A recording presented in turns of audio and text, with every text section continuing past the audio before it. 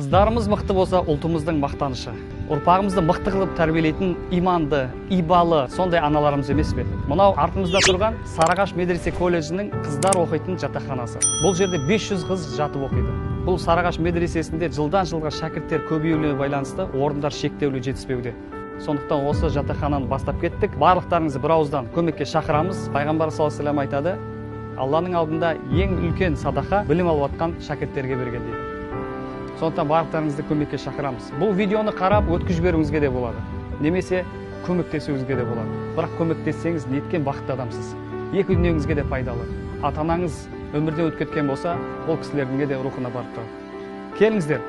Елімізде осындай Орта Азияда ең үлкен медресе салынып жатқан кезде, жатақхана салынып жатқан кезде отырып қарап қалмай келіңіздер. Жәрдем берейік.